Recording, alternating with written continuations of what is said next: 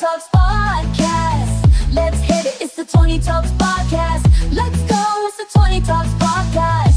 Oh, oh, oh, oh, oh. So, Lauren, welcome to your podcast, 20 Talks. Thank you. How do you feel? We're finally here. Yeah, it's mental. So it's been a long time coming.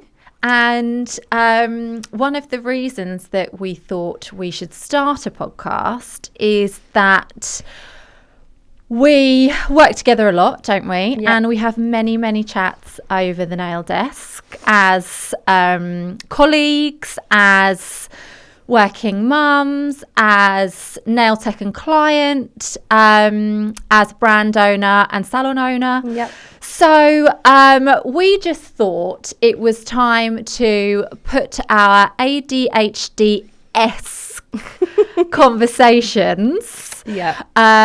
self-diagnosed of course, onto audio form, into a podcast. And here we are. So, Lauren, tell us a little bit about yourself.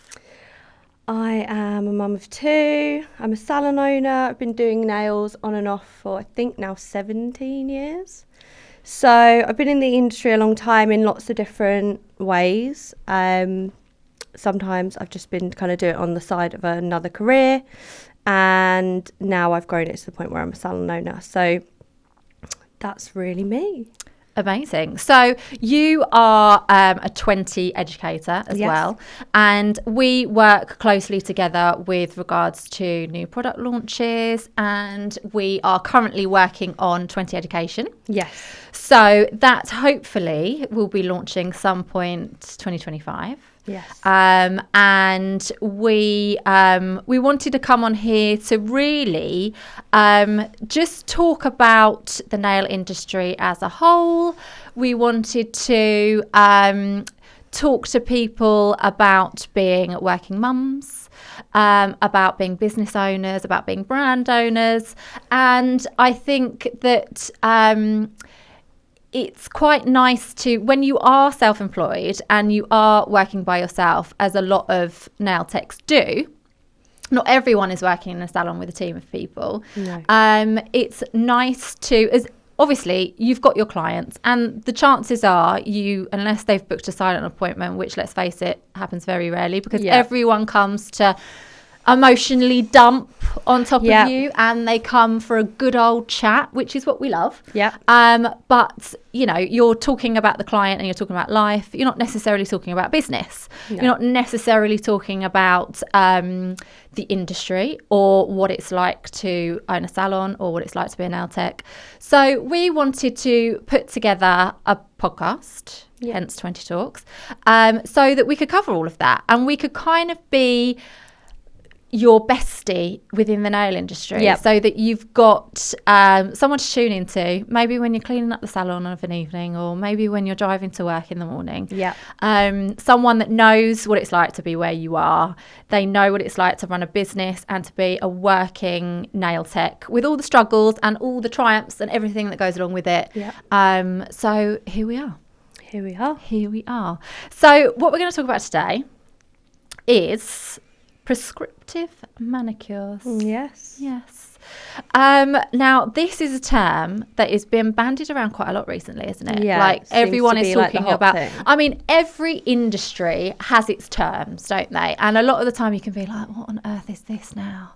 Like, what on earth are they going on about now?" Like, you know, in the fitness industry, you've got, what is it? Intermittent fasting, which essentially is skipping breakfast. Right? You miss your breakfast. That's intermittent fasting, but it's given a fancy name. Or like carb cycling, or whatever other things they come out with. And many people might hear prescriptive manicures and be like, oh God, what is this? Something else that they're, you know, trying to sell us. But in actual fact, you might be doing it already. It might be something that you're doing every time a client sits down in that chair opposite you. You might be already giving them a prescriptive manicure, or you might be doing what I would imagine a lot of nail techs are doing. And not that this is necessarily a bad thing, but it might be a good opportunity for you to think about it and potentially bring in a prescriptive manicure. Yeah. But what you might be doing, as we all do when someone sits down in front of us, we go, okay, what are we doing today? Yeah. And generally that's about the aesthetic. It's about, I'm having red nails, I'm having French, I'm having nail art, I'm having chrome, whatever. It's not necessarily about what your client needs for their specific nails. Yeah. So I just put into ChatGPT of what prescriptive manicures is. Yeah. Because obviously ChatGPT is everyone's go-to now. It's everyone's new Google, isn't it? I mean, Need something yeah. answering? Put it in ChatGPT. So here we are. So ChatGPT says that a prescriptive manicure is a tailored approach to nail care that focuses on addressing individual nail and skin concerns. Right? Yep. Tick. It goes beyond aesthetics to cover the health of nails, cuticles and surrounding skin. Tick. The prescriptive element involves a detailed consultation to identify specific needs and recommend products or treatments accordingly. Yep. So, if I am a client coming into your salon, Yep.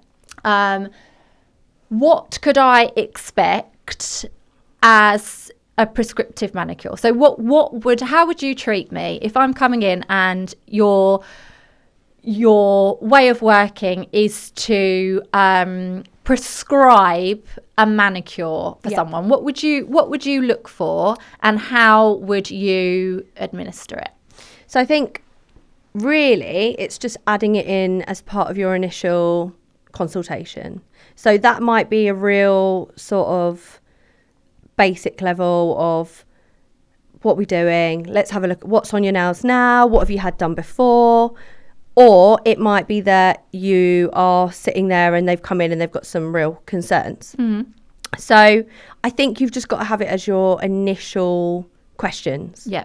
So instead of just being like, what are we doing today? What colour do you want? It's, how's your nail health? Yep. Where have you been before? What's on there now? Mm-hmm. And you will find that a lot of people will come in and immediately say, I've got this massive split on my nail. I've had it since I was young and I can't do anything about it. They will highlight these things, but sometimes it's stuff they're not aware of. Yeah. So they might have deep ridges. They might have real dry cuticles, really sore, picked fingers.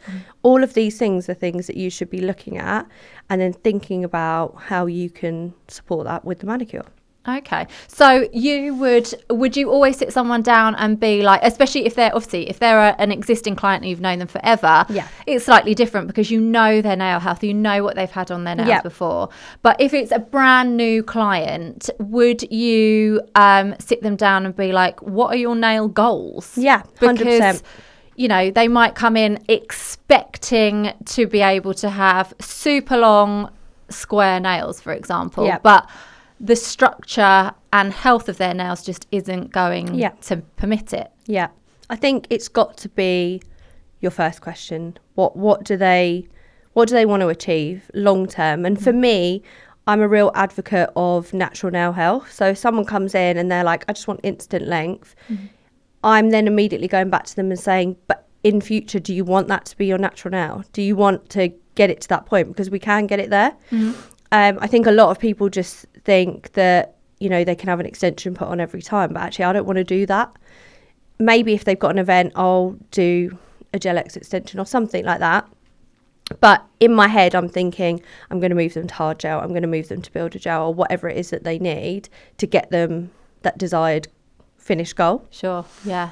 Yeah. Because they might have a goal in mind, but they're not thinking about the steps of getting there. No. They just know what it is work. Like it is work and it is commitment. And I think they're the types of clients that you need in your business as well. So from a business perspective, you need clients that are willing to commit to you and to listen to all of your advice.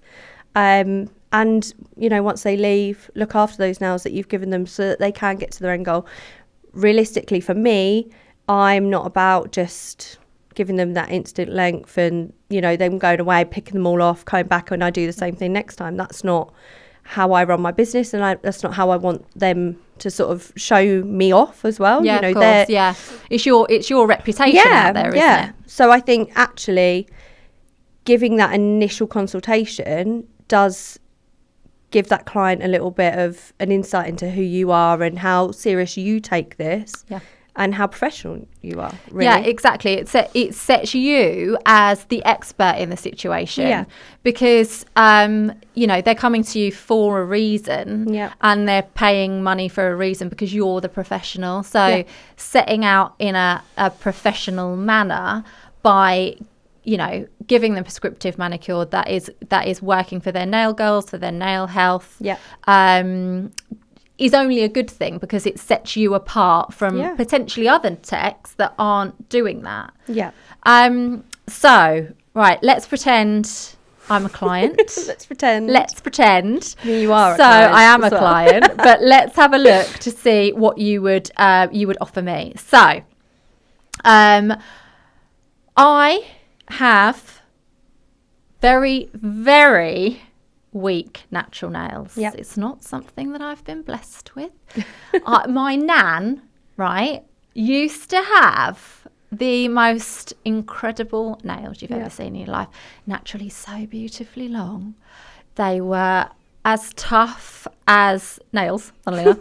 They were so super strong, and all she'd have to do was just pop a little bit of obviously gel nails were not around in those a little days. bit of varnish. She'd pop a little bit of, I don't know, like Estee Lauder on or something like that, and they would look incredible for ages, and like they never broke, and then I'd be there like, with my horrible little weak thin nails that even as a kid, like even when you're super healthy and everything's growing, my nails were still dreadful. I'm a reformed nail biter. Would you believe that an owner of a gel nail polish brand, you're like, I know why we need these. I know why we need them, because God, and that's another thing, is that I will, as like quite an anxious person, I will really pick at my nails because I can no longer bite them, because I've always got an overlay on, which is obviously a fantastic thing because now I always have stunning nails. Thank you, Laura.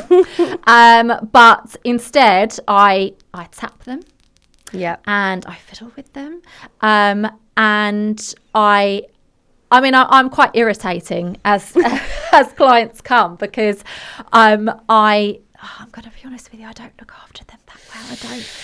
I'm really showing myself up here, but I'm not very good with the cuticle oil. You're not the best client, basically. But so let's recap. So I do have very weak natural nails. I'm essentially a shit client because I don't look after my nails. Yeah. But you know me, I love a short square. Yeah. And even with the strongest builder gel in the world, Build and Boost, as we know, I will still get lifting at that free edge. I'll still get lifting at the corners, and as much as it pains me that I can't have my micro French on my short nail, which is my go-to design, what would you prescribe for me as my prescriptive mani that would work best for my nails? So I think there's a few things. Obviously, I know with you that Builder Gel only works with you for a certain length and a certain shape. And that's pretty much the same for most people. Builder Gel is a great thing, a really, really great thing. But it is quite flexible still. Yeah. So some people need that flexibility. But actually, hard gel is a great option, especially if you've got weak nails, especially if you want a nice, solid shape. So I would probably suggest trying a hard gel, whether that's a bottled hard gel or a pot hard gel, with a rubber base underneath. Give that a go, and then use that cuticle oil. And would you say that, because, if I'm coming in as a client and I've got such an idea that, and I might not be a new client, I might be an existing client, and I have got such a bee in my bonnet about having, for example, a short square that full well that I'm not going to be able to keep, would you just go for it and try and hard gel and hope that it sticks, or would you be like, listen, love, you need to have an almond, because I think it's not gonna last. You've got to be realistic with your client. You're not a magician, and I think setting those boundaries is also key. Like, you cannot, if they're not going to go away and stick to what you've advised, And some people can't, you know, some people are cleaners, some people are hairdressers, some, you know, they're using their hands a lot. And that shape just might not be for them. But with hard gel, you can reinforce those edges. You can sort of artificially create that nice solid square and almost encapsulate the nail. And you can get away with it. So it's worth trying to, you know, at the end of the day, you want to give your client what they want. Yeah. But being realistic with them, and you know, it is trial and error and it is give and take. Yeah.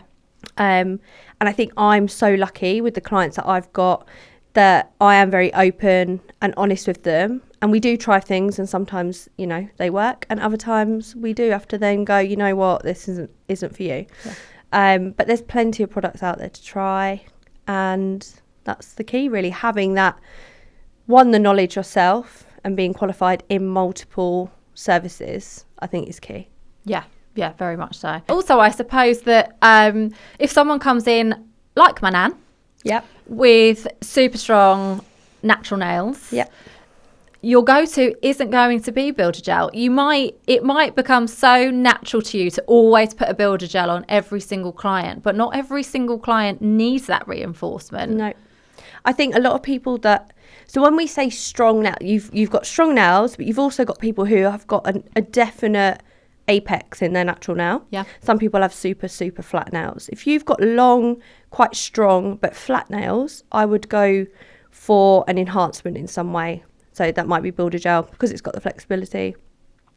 But you need to add that in because otherwise it's just going to completely fracture and probably break really low down. Yeah. And, that's really and I've got that really, I do have strong nails and they grow well, but if I hit them, they are just snapping way too low because I haven't got enough of an apex. And that can cause problems to the actual nail itself, the natural nail itself. You know, you saw mine one the other day that I ripped off. Yeah. And that damage can last forever, and then your nail grows back, you know, not the right shape or whatever it is. But some people genuinely have the most perfect apexed, thick nails, and you know, you can just stick a rubber base on, go with a colour.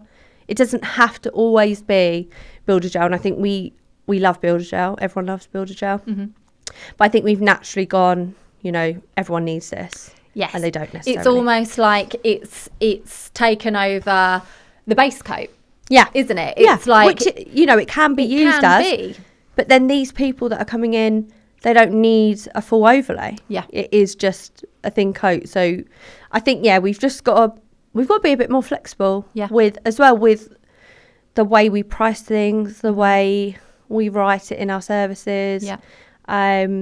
You know, you can have these things as little add-ons if you want, rather than having them all as individual services. So you can have like a gel colour service and then add on builder gel as a base, add on builder gel as a structured money, whatever it is, whatever makes it easiest for you to understand and your client. But having all these options is only going to be beneficial. Yeah, completely. And also, you know, if someone's coming in and they've booked a certain service, but actually when you do see them, it's not going to work for them, having that add-on is easier to be like, okay, we're probably not going to be able to do that today, but what we can do is this, and then you can kind of tell them that add-on is going to be X amount, and then they can, you know, then factor that into the price of the actual service itself. Yeah, I think it's all about how you lay it out, and people are quite visual, aren't they? So you know, having it on your price list in that way that it is kind of like these little tabs that add in is quite an easy way of doing it.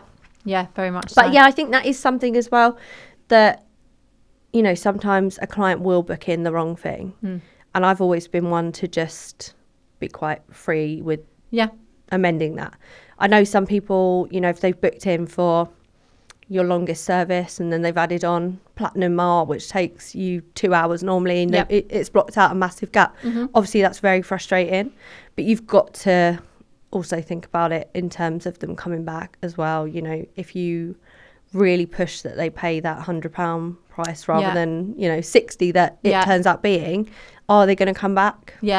So this is kind of going off piste a little bit, but if someone has booked in something like platinum nail art, because you know it's going to be quite full on, would you say to them before they even come in, can you send me some examples of what you 100%, want? Because otherwise, you know, especially if it's a new client, I think it's worth just checking in on everyone, and, you know, 24 hours before going, send me something over. Yeah.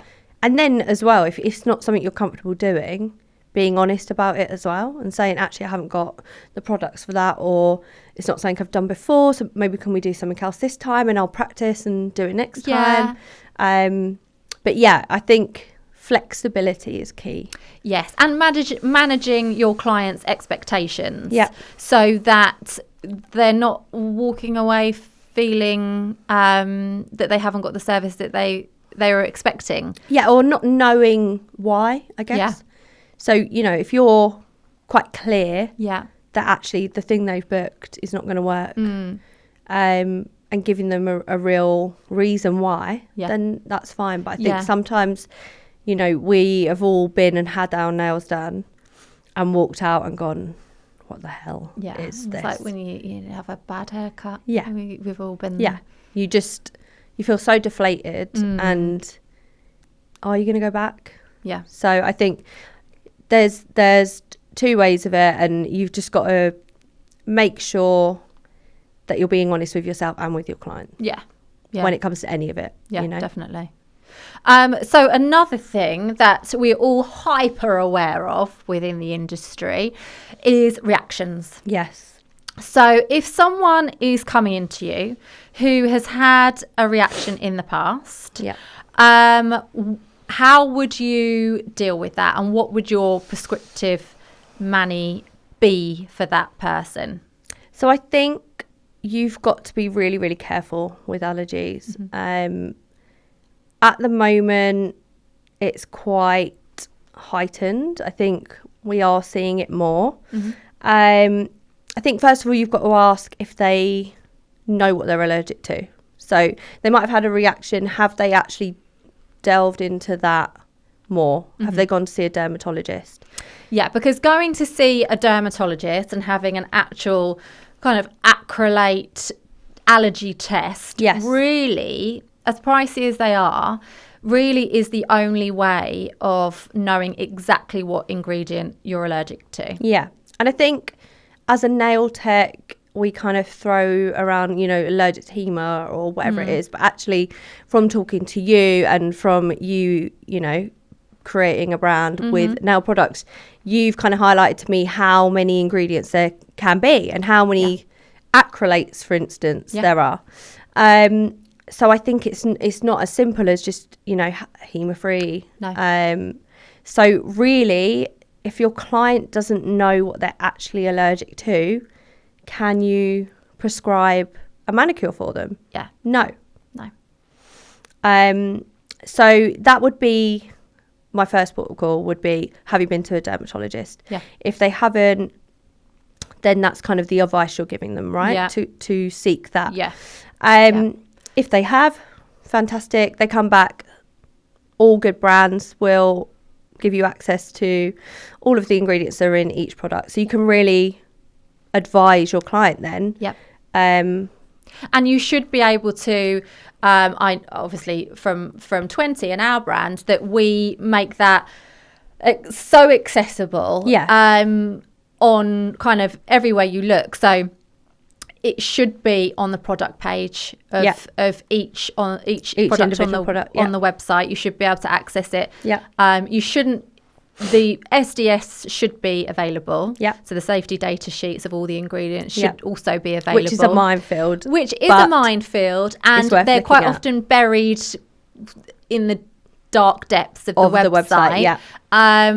But they should also be available. But I think it should just be a drop-down box that you can easily access, you know, when you're just on the product page of the website. And of course, it's going to be on the back of the bottle. So my advice as a brand owner would be, when people are contacting us to ask about the ingredients or whether, you know, their client can use it if they've got a HEMA allergy, is just check the back of the bottle before every single service.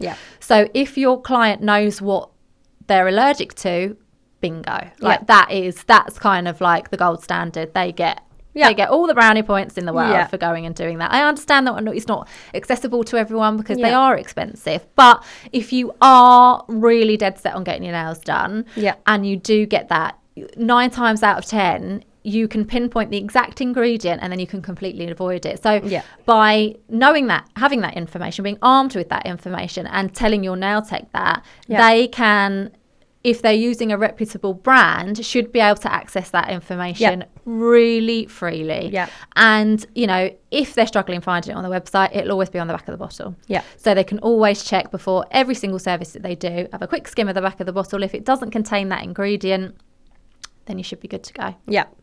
Yeah. Okay, so we've talked about in the past, you and I, of kind of patch testing. Yeah. And it's something that we were actually going to write a bit of a blog post on, and I wanted to pick your brains on it.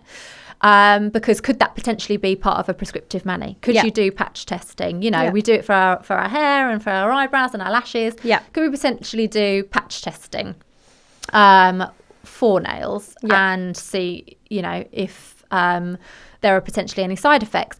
But the problem is with nails is that it can potentially be the prolonged exposure of certain ingredients that can cause an issue. So if you're patch testing for 48 hours, you might not get any kind of reaction, in which case you go ahead with your treatment and 2 weeks later you get a problem. 3 months later you get a problem.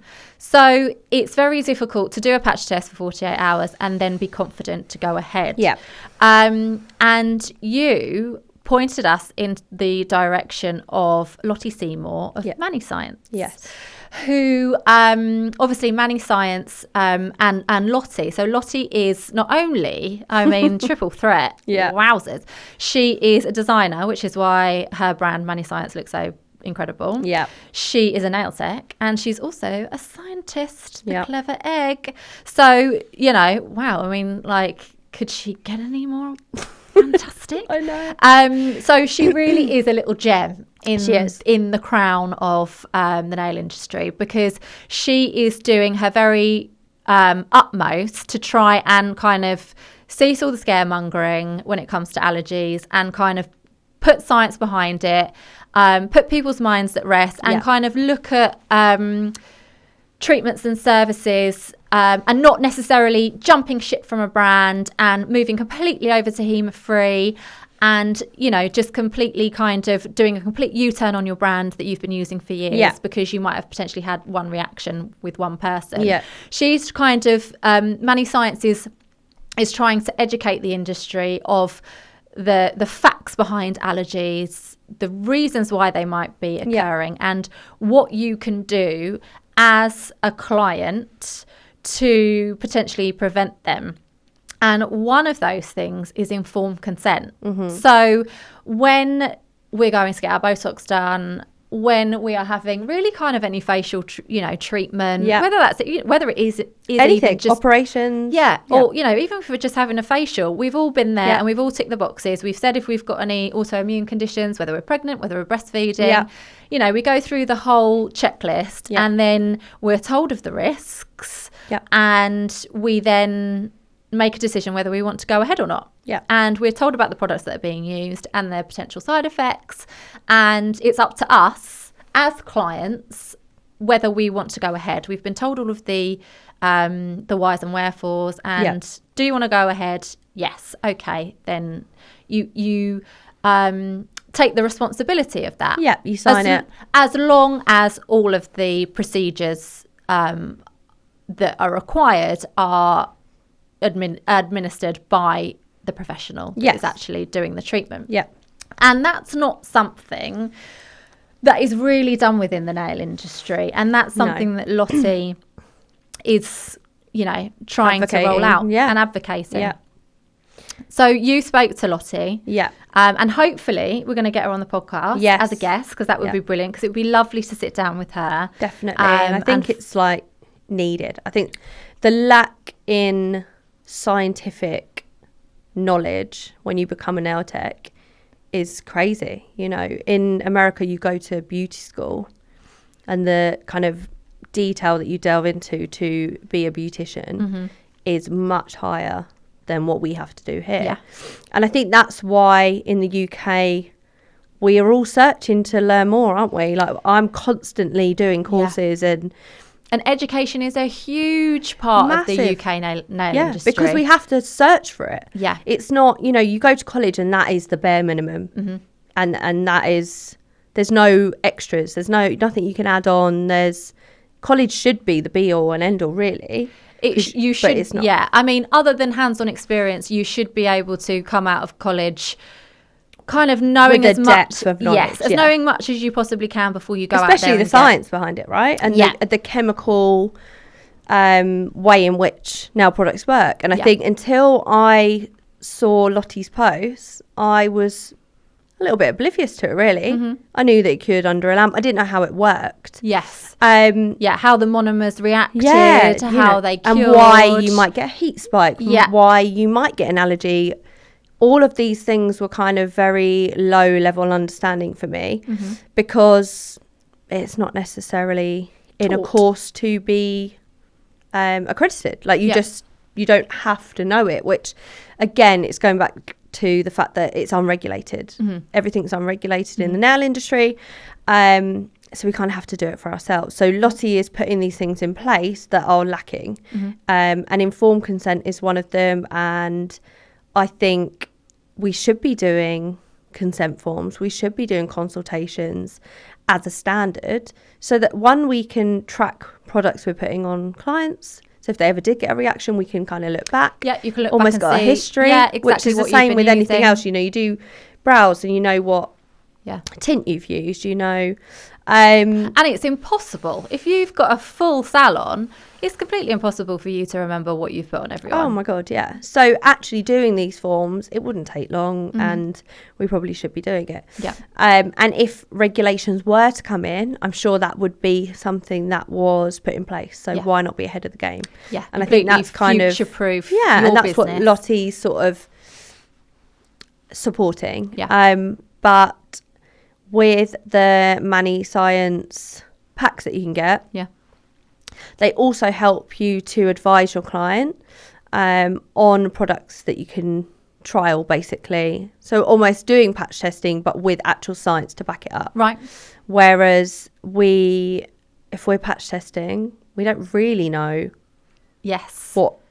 what is causing a reaction if they do get one. Right. So I think this is where Lottie was kind of like, you've got to be a bit careful with patch testing because we haven't got a process to follow. We haven't got a process of elimination, really. No. And unless you have a structured recording of that, it's going to be very difficult for you to work out what it was on that particular client, on that. And obviously, because we have the potential of the prolonged exposure, it could have been something that maybe was triggered 3 treatments ago. Oh, yeah. So by keeping a record of everything that you've been using really helps you, like you say, with the process of elimination. And so Lottie, so with the Mani Science, so this is a physical product that you can buy. So there's an actual training, right, which is amazing. Yeah. And I feel like everyone should do that. And that will dive into kind of the science behind, right? And then the Mani Science packs that she's created are purchasable and are beautifully designed. But they give you a way of taking informed consent when someone has had an allergic reaction, and steps to kind of follow, which we don't have any guidance. So this is like the guidance that we need. So it'd be really, really good to get her on so she can talk about it more and explain it and kind of give us a little insight, hopefully. And that's what we want. We want to be able to bring guests onto the show where they can give the listeners and the viewers some real good nuggets of information that they can take away with them that they potentially aren't getting from anywhere else. And the absolutely wonderful thing about the nail industry as a whole, but particularly the UK nail industry, because as you say, our kind of college process is very different to the US, for example, is that the thirst for knowledge is, almost insatiable. Everyone is desperate for more information. And, we released our free online masterclasses that we put together. And they walk you through the application process of our products. Yeah. And we made them free so that everyone can access them, because if you buy our products, we want you to be able to have access to all the information you possibly need to be able to get the most from your services. And we have had such a fantastic response. Like, everyone is really enjoying them and they're loving the fact that they're free. And we have so many enrollments on a daily basis of everyone kind of getting onto those courses. And that is just a fraction of the education that is out there for the whole of the nail industry. There are so many amazing educators. There are so many amazing education platforms. You can have one-to-one. You can be part of a community. You can, you can go on education courses with brands as we're setting up. There is so many resources out there, and I think that is a testament to the industry itself. Because without the demand, there wouldn't be the supply. And it's so brilliant that everyone is trying to better themselves, better their business for their clients and for themselves. And so for bringing people onto the pod like Lottie, who can give us a little bit more information to the science behind everything, and probably explain it in a much better way than we could. It will just help everyone even more so, and I think it will be really, really well received. 100%. So really looking forward to getting her on, whether it will be the next episode or the episode after that. But we've spoken to her and she is keen to come on. So that will be really exciting. So brilliant. I think when I come and sit down in your chair across from you, I'm going to expect my prescriptive money, and I'm going to be very much looking forward to it. And no doubt it is going to be with our new hard gel that we are currently working on. Hence the odd nails. Hence the mismatching nails. But this is what happens when you work with brands. You get tasked with all sorts of things, and you end up probably not having the most beautiful nails. But, we're doing it for the greater good. We're doing it for the masses. Sacrificing myself. No, my nails are great. So it's fine. And so that's currently in the works. So we're very excited to release that soon. It's not currently in production, but we are in the sampling stages, and we just want to make it absolutely perfecto before we bring it to market, of course. So that's an exciting little bit of information from 20. And if anyone wants to find you, Lauren, where can we access you and your info? So I've got Instagram, which is lady.lucknails, and then the salon is ladyluck.ladyluck, or the website is ladyluckstudio.co.uk. And you don't mind if anyone kind of drops you a DM if they want to ask any questions, anything. And as we say, we will be launching 20 Education. We are working very, very hard on it. Very hard. It's coming. It's coming. It's definitely coming. We know that you guys have been asking about it for a long, long time. So don't worry. It's in the works, as is the hard gel. So yes, be patient. We appreciate your patience, but it is coming.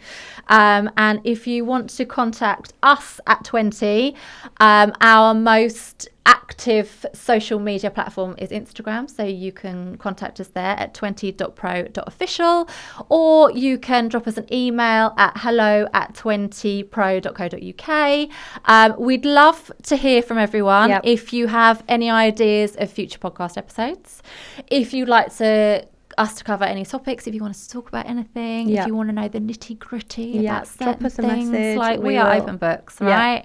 We are happy to chat about anything and everything. And we are really looking forward to the next episode. We will be back talking all things nails, and thank you for being with us. Thank you for listening. We hope you enjoyed the very first episode. And as we say, we will be back with more. And we can't wait for a whole series of 20 talks. I can't wait. Amazing. Well, thank you very much, Lauren. I hope you enjoyed your very first episode. Yes, and you. We'll see you next time. See you next time.